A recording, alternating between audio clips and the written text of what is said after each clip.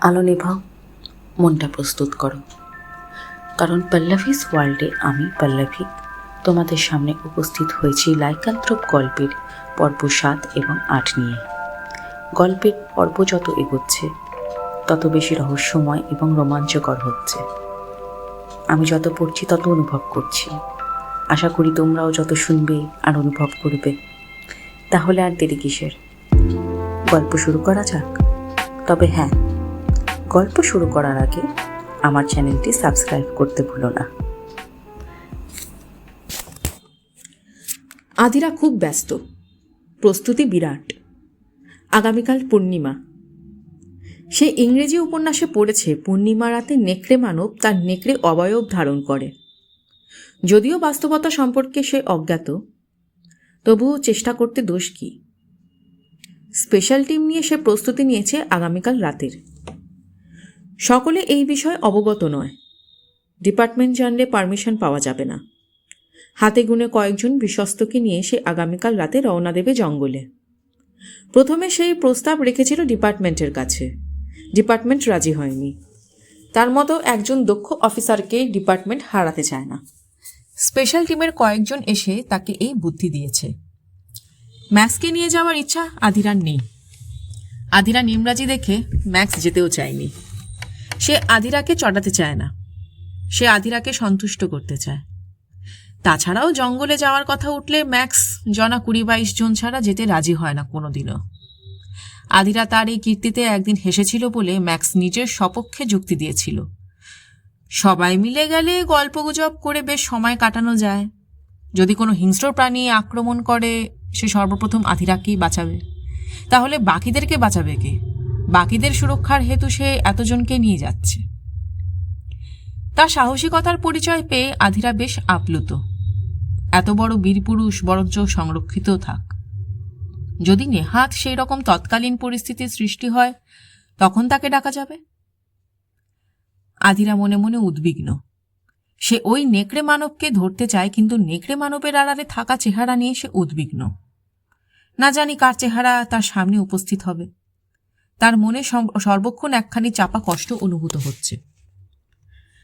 সে আজ বিকেলে গ্রামের দিকে এসেছে। একাই এসেছে। সকলের সাথে কথোপকথন করছে। মণিমালা চ্যাটার্জির বিষয়ে যদি কিছু জানা যায়। আদিবাসীদের সহিত কথোপকথনে উঠে এলো এক তথ্য। মণিমালা চ্যাটার্জি আজ থেকে প্রায় 20 বছর আগে এখানে এসে বসতি স্থাপন করেছেন। সঙ্গে করে নিয়ে এসেছিলেন নিজের পুত্রবধূ এবং একমাত্র নাতিকে। তার পুত্রবধূ এই দেশের লোক নয়, সে ছিল বিদেশিনী। তার হাঁটন চলন, কথাবার্তা, ব্যবহার, চেহারা সবকিছুই এখনকার জনগোষ্ঠীর মতো নয়। গ্রামে দেখা গিয়েছিল মহামারী। সেই মহামারীতে গ্রামের নারী পুরুষ যে আক্রান্ত হয়েছে, সেই মারা গেছে।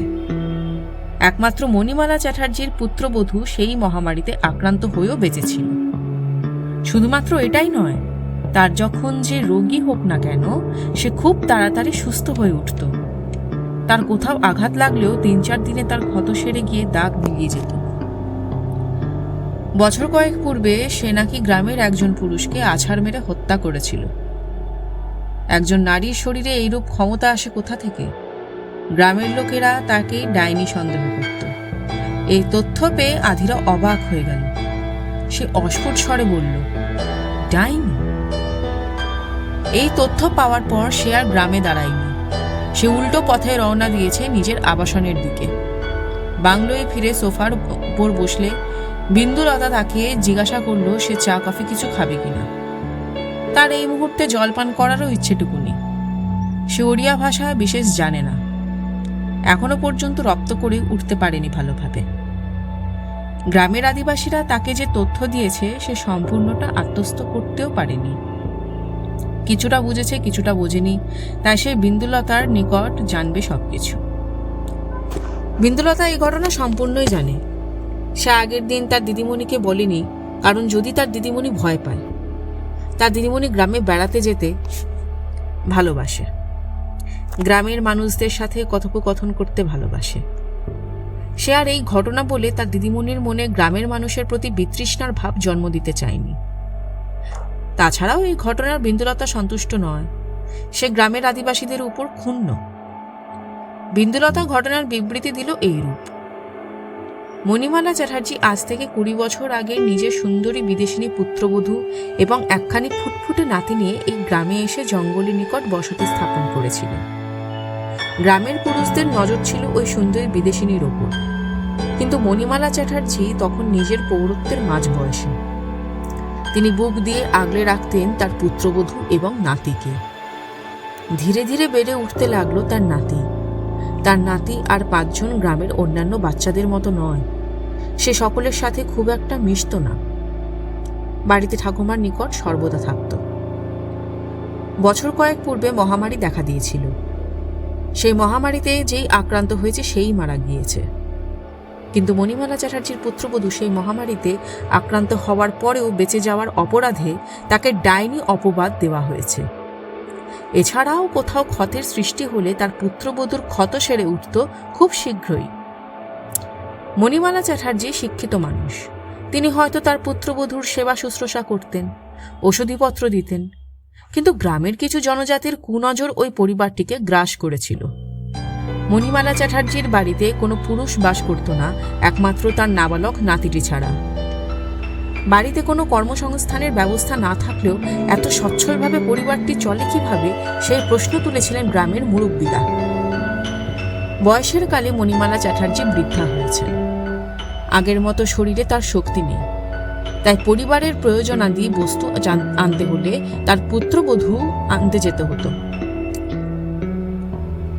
একদিন সন্ধ্যাবেলায় তিনি হয়তো সেই কারণে গৃহ হইতে বাহির হয়েছিলেন। তখনই গ্রামের মুরব্বীর গুণধর পুত্র তার পিছু নিয়েছিল। নিজের আত্মরক্ষা হেতু তিনি মুরব্বীর পুত্রের উপর আঘাত করলে সে মৃত্যুর মুখে পতিত হয়েছিল। একমাত্র পুত্রের শোক এবং পরিবারের উপর হিংসে মুরব্বীর প্রতিশোধে স্পৃহাকে সর্বোচ্চ সীমায় পৌঁছে দিয়েছিল। এছাড়াও নিজের পুত্র দোষ ঢাকা প্রয়োজন, তাই এক পূর্ণিমার রাতে ঢাকঢোল পিটিয়ে মণিমালা চ্যাটার্জির পুত্রবধূকে ডাইনি অপবাদ দিয়ে জ্যান্ত পুড়িয়ে মারা হয়েছিল। মণিমালা চ্যাটার্জির পরিবারকে করে দেওয়া হয়েছে এক ঘরে। তারপর থেকেই প্রত্যেক পূর্ণিমা রাতে জঙ্গল থেকে ভেসে আসে এক গর্জন।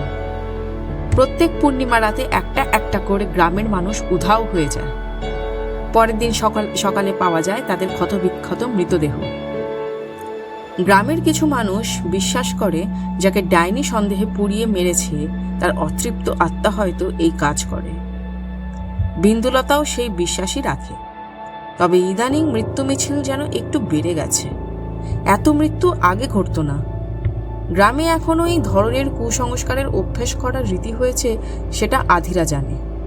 তাই বলে মণিমালা চ্যাটার্জির পুত্রবধূকে জ্যান্ত পুড়িয়ে মারা হলো? সে অবাক হলো।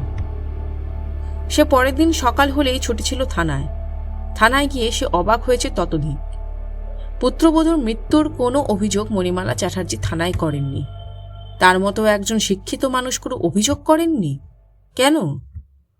নিজের পুত্রবধূর নৃশংস হত্যার বিচার চাইতে তিনি আইনে দ্বারস্থ হননি কেন? কি কারণ হতে পারে? আকাশে চন্দ্রমা তার পূর্ণজ্যোতি নিয়ে বিরাজমান। আধিরা তার টিম নিয়ে রওনা দিয়েছে জঙ্গলের উদ্দেশ্যে। সরকারের থেকে দেওয়া জিপটির চালকের পাশে আসনটিতে সে বসে রয়েছে। চালক শুদ্ধ, তার সাথে রয়েছে স্পেশাল টিমের 3 জন। আরও 3 জন অধস্তন কর্মচারীকে নিয়ে আসা হয়েছে। মিশন সাকসেসফুল করার উদ্দেশ্যে সঙ্গে আনা হয়েছে বিভিন্ন ধরনের বন্দুক, লোহার শিকল, লোহার জাল, মোটা মোটা দড়ি। তার জিপখানি এগিয়ে চলেছে জঙ্গলের গভীরের দিকে। পিছনে আরও একটি গাড়ি রয়েছে। আধিরা একদৃষ্টে চেয়ে রয়েছে চাঁদের দিকে। নানা রকম সম্ভাবনায় তার মন উদ্বেলিত। মনের মধ্যে চাপা কষ্টটা তো রয়েইছে। জিপখানি এসে থামল। একে একে সকলে নেমে দাঁড়ালো। আধিরা বসে রয়েছে চুপ করে। আধিরার ভালো লাগছে না কিছু। মনটা কেমন উদাসীন হয়ে রয়েছে।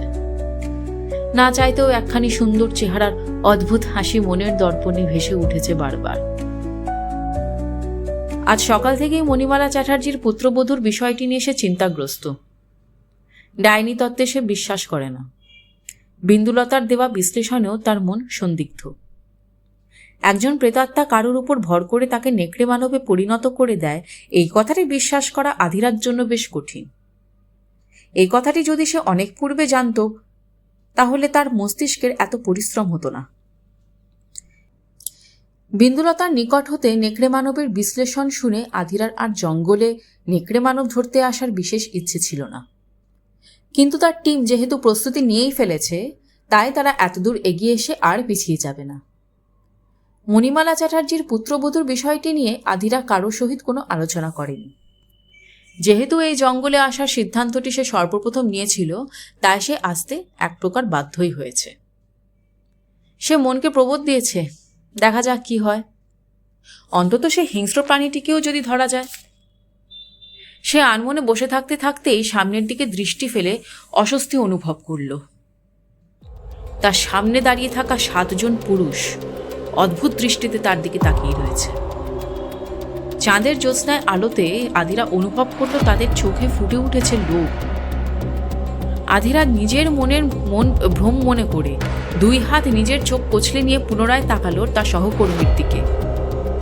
না, কোনো ভুল নেই, সেই একই দৃষ্টি। সেখানে প্রকাশ পাচ্ছে আধিরার শরীরের প্রতি কামনা। আধিরা নিজের কোমরের রাইফেলটিতে হাত রাখল। তৎক্ষণাৎ তার মনে পড়ল আসার সময় রাস্তায় তার একজন সহকর্মী তার কাছ থেকে তার বন্দুকটি চেয়ে নিয়েছিল দেখার জন্য যে অস্ত্রটি ঠিকঠাক আছে কিনা। সে আর অস্ত্রটি আধিরাকে ফেরত দেয়নি। আর নানা রকম চিন্তায় আধিরার মন ব্যস্ত হয়ে থাকায় সেও চেয়ে নিতে ভুলে গেছে।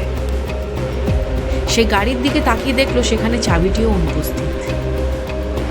আধিরা বুঝল তার সহকর্মীরা নেকড়ে মানব ধরতে আসেনি, নিজেরা আজ মানবের আড়ালে লুকিয়ে রাখা নেকড়ে রূপ বার করতে এই জঙ্গলে তাকে ভুলিয়ে ভালিয়ে নিয়ে এসেছে।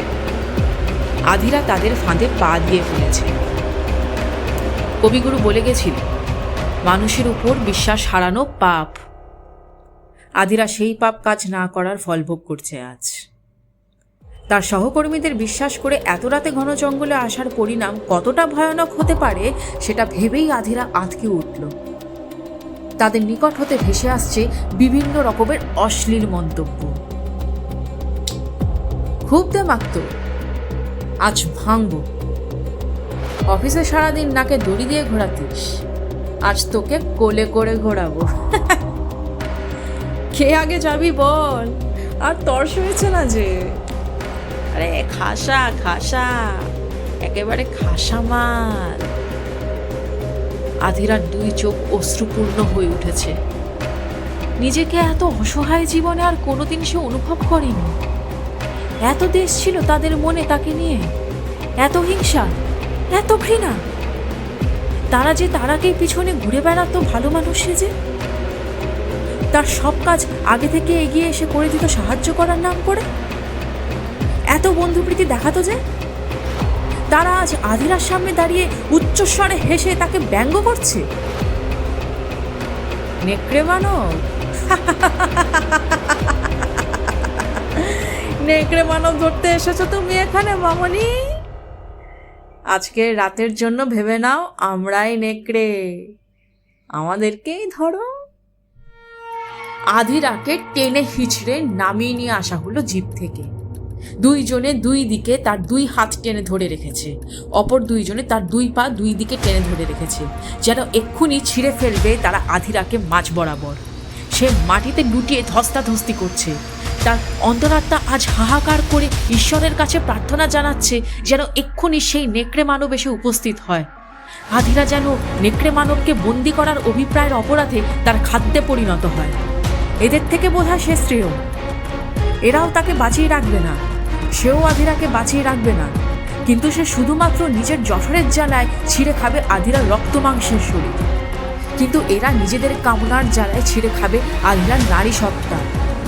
নিজের আবরু খুইয়ে মৃত্যুর থেকে হিংস্র পশুর মুখে পড়ে যন্ত্রণাময় মৃত্যু আধিরার নিকট বেশি কাম্য। যে নারীত্ব সে এতকাল লালন করে এসেছে, সযত্নে আজ শুধুমাত্র বিশ্বাস করার অপরাধে তার সতীত্ব হরণ হবে। আধিরাকে নিয়ে তার সহকর্মীরা ব্যস্ত। কে আগে যাবে সেই বাগবিতণ্ডা চলছে। তখনই কারোর পায়ের খসখস শব্দে আধিরা তার অশ্রুপূর্ণ চোখ তুলে তাকিয়ে দেখল চাঁদের জ্যোৎস্নার আলো স্পষ্ট হয়ে উঠেছে একখানি নগ্ন পুরুষ অবয়ব। সে আধিরার দিকে পিছন হয়ে দাঁড়িয়ে রয়েছে। একখানি চাপা গর্জনে সকলেই মস্তক ঘুরিয়ে তার দিকে তাকালো। আধিরাকে ছেড়ে দিয়ে তারা সোজা হয়ে দাঁড়িয়েছে। আধিরা দেখল ধীরে ধীরে পরিবর্তিত হয়ে যাচ্ছে সেই নগ্ন পুরুষের শরীর। তার পুরুষালী শরীর ক্রমশ লোমশ শরীরে পরিণত হচ্ছে। দুপাশে ঝুলে থাকা হাতের করতল পরিবর্তিত হয়ে যাচ্ছে থাবাতে। সে গগন বিদারী গর্জন করে ঘুরে দাঁড়ালো তার পূর্ণ অবয়ব নিয়ে। স্ফীত পেশিবহুল বিরাট আকার লোমশ শরীর, থাবাযুক্ত হাত এবং পা, দীর্ঘ ধারালো বক্র নখর, হিংস্র পশুর ন্যায় তার মুখ। গর্জনের কারণে তার বিকৃত হয়ে যাওয়া মুখ থেকে বেরিয়ে এসেছে ধারালো সাদন্ত। উজ্জ্বল হলুদ বর্ণের চোখ। সামনে দাঁড়িয়ে থাকা মানুষদের দেখে ওই চোখ দুটো চকচক করে উঠছে। সে নেকড়ে মানব। আধিরা হাসল। অস্ফুটে তার কণ্ঠ থেকে নির্গত হয়ে এলো তিনটি শব্দ, দ্য ব্লাডি লাইক্যান্থ্রোপ।